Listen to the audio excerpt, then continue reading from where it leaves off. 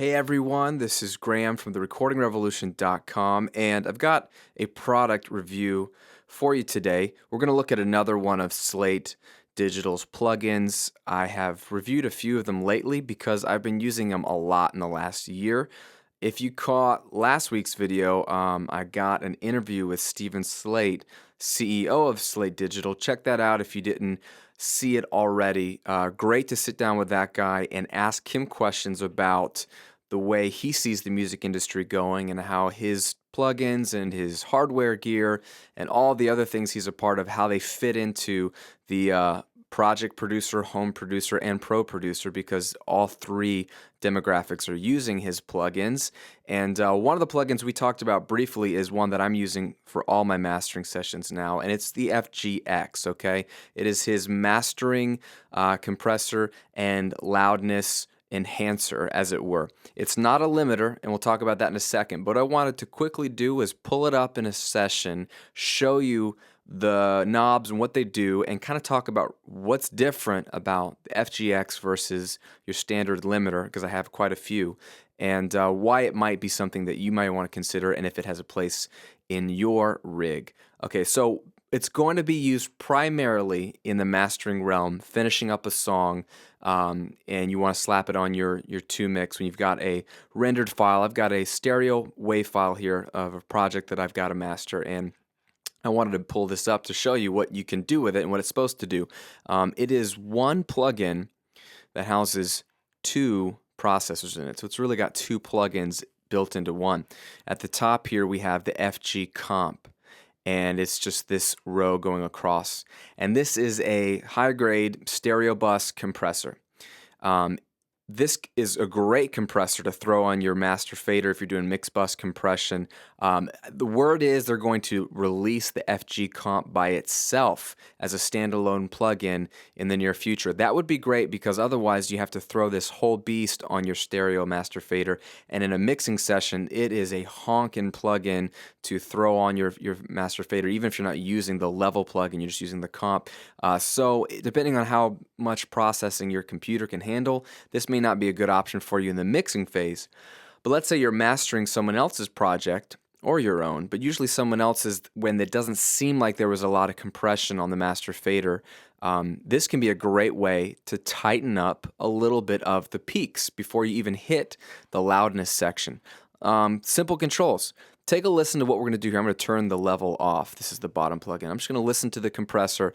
It's got attack and release, ratio, threshold, exactly what you want to see. You got a settings knob here to adjust what your meter is going to show you, and some other things, how much the gain reduction meter is going to flash. So you can play with that. But I'm just going to show you what it does as a master compressor.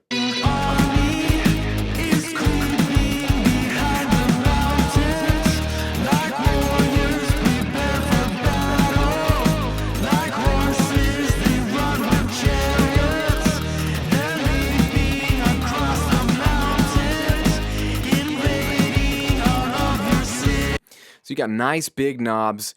Really look at what he's got here with the ratio. 1 to 3 to 1 is most of the knob here, because he's expecting you to do a really low ratio, and then you can adjust the threshold. I was getting maybe half a dB to -1 dB of gain reduction.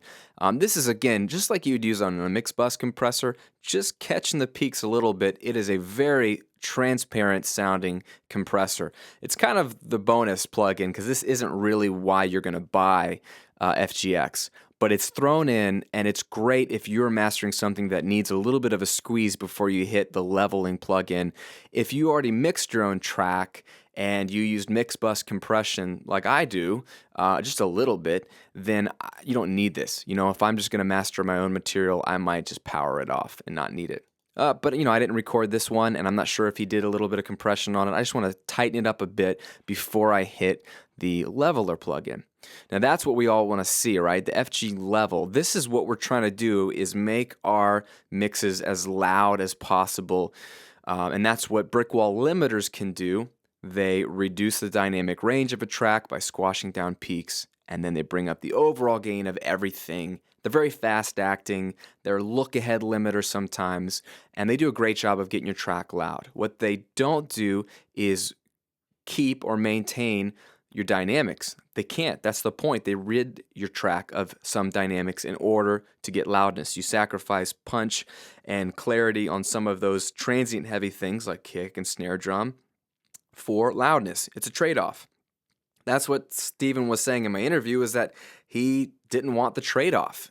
He wanted something that was loud but still sounded dynamic, and was that possible? So they went to the drawing board to create, him and Fabrice, to create something completely different, a different way to get their tracks louder. And that's what this guy does. Instead of actually limiting or reducing the dynamic range, it does a case-by-case analysis of every single wave or peak, and it adjusts its way of maximizing the volume of that peak depending on how hard the peak is hitting, what kind of peak it is. Is it a sustained peak? Is it a spike in the audio? And so it's very much not a one setting fits all. It's doing a lot of picking and choosing behind the scenes. What this means for you and me is you can get a loud track, and then you can bring back in the punch and the kick and the dynamics that might have been lost by a limiter. Let me show you what these knobs do real quick. We'll play with it and you'll get a feel for what it can do. Again, I like big old knobs and I like big meters because, you know what, they remind me of the hardware stuff that I can just reach out and grab. I don't have to go through a bunch of menus. But this is the way I like to work with it, and I think Steven's manual even suggests it this way, is before you do anything, I did a little bit of compression here, is hit this button, constant gain monitoring.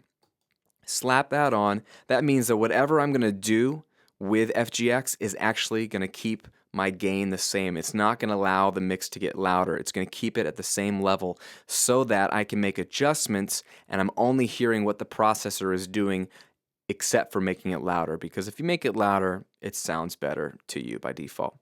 So what I'll do is I'm going to press play and I'm going to start by adjusting the gain knob, which sounds counterintuitive because you won't hear it getting any louder because of the constant gain monitoring. But I'm going to be looking at the meter. I'm going to look at the RMS level, see kind of if it's getting higher and higher and higher. That's your average volume level, root mean squared.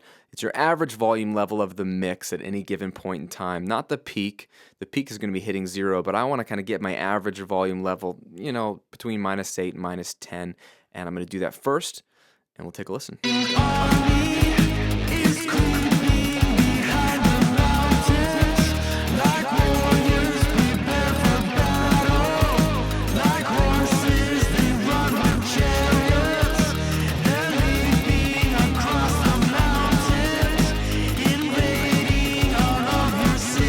All right, so I got the average volume up, even though I'm not hearing that volume change, just by turning up the gain, like you would expect on a limiter perhaps.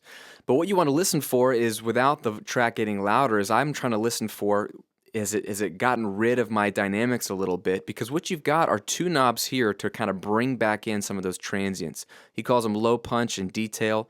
Think of it as like your kick drum, snare drum, that kind of stuff. It brings in some of those transients back into the mix, so we can play with that a little bit.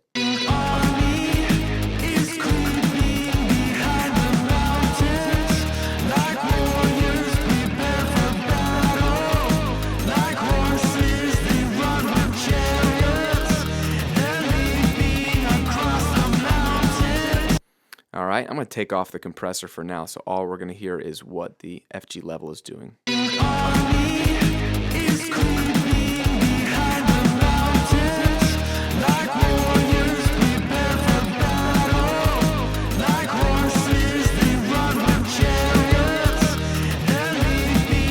So it's still, you can hear it even without the loudness on. You can hear that it's still squashing it somewhat. When I bypass the level plugin, you get some of that energy back in the original mix. And so as long as I haven't lost the kick and the snare, I kind of bring that back in with these two knobs. I like to go over to the dynamic perception knob, which is aptly named.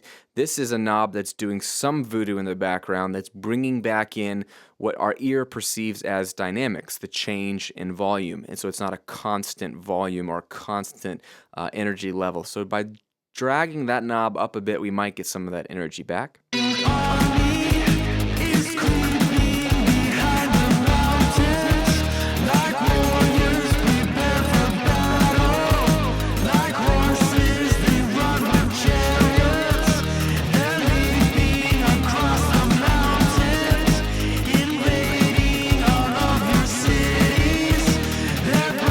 See, actually, with that up, it sounds more energetic, more exciting to me than the original mix, the unprocessed mix. And in the background, this is actually way louder. We just aren't hearing that loudness change. We're monitoring it at a constant gain level. So that's showing you that you can bring up the gain to hear what FGX is going to do, what it's going to sacrifice on your audio in order to get the volume, which hopefully isn't as much as a limiter.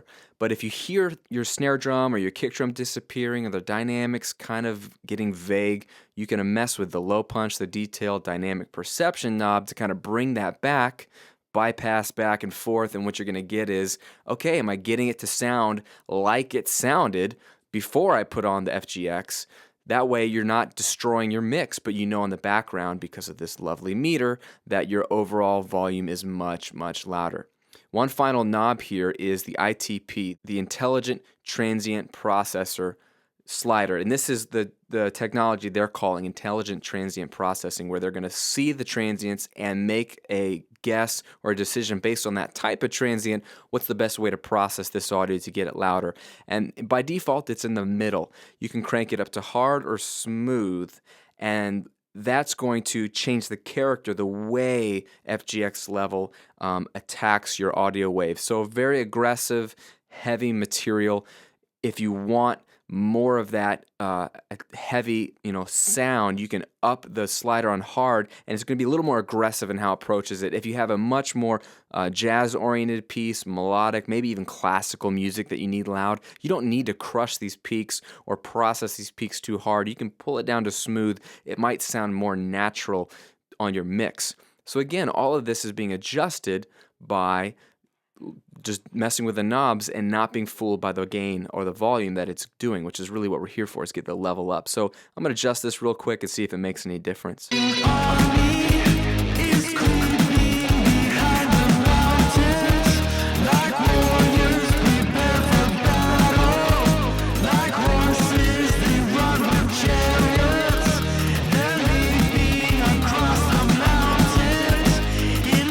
You get a little bit of a taste of what it can do. It's real subtle. You have to be paying attention and find what works best for your mix. And then, of course, you've got some settings here. You can set the ceiling of your output much like a brick wall limiter. Do you want it to be minus 0.1, 0.2, 0.3, and set your dither, because it can do dither as well. And then you're pretty much good to go. You've got beautiful metering here, so you can meter your final output volume.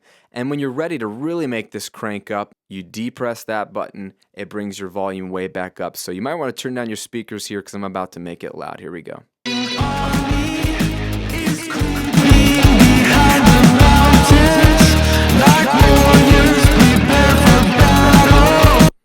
There you go. So it can crush your audio, and if you find that it's getting too distorted or you're getting too loud into the -7s, -6 RMS, just dial back the gain, because obviously the low punch, the detail, dynamic perception, those knobs are going to be fiddling with your overall processing. And if you find yourself getting too much volume because of those knobs, dial the gain back a little bit. All in all, what I have found with FGX, kind of going through this process, whether you use the comp to help out your mix a little bit if you don't think it was tightened or glued together with some compression early on, or if you just use the level to maximize the level, this thing has all the controls to allow your mix to sound the exact same way it did before you made it louder. Because that's part of the mastering process, is I want that volume level to be able to compete with the accepted volume level out there. I don't want it to sound distorted. I don't want it to sound squashed. I want to keep all the energy of my original mix, but I do want it to be loud. And FGX does this process differently than any of the other plugins I have. It sounds musical. You can easily distort your audio if you're not careful. You can definitely do harm to your audio with this plugin. You have to know what you're doing. You have to listen. You have to work subtly and only add what you need. But it does it beautifully. It does it in a musical way. And I'm grateful that someone's thinking of different ways to get our audio to that maximum level. So check it out. It's the FGX. It's got the comp and the level built in from Slate Digital. You can demo it if you've got an iLock and see if you like it on your mix, then pick it up. Hope that helps. Again, this is Graham at therecordingrevolution.com. I hope to see you guys on another video soon. Take care.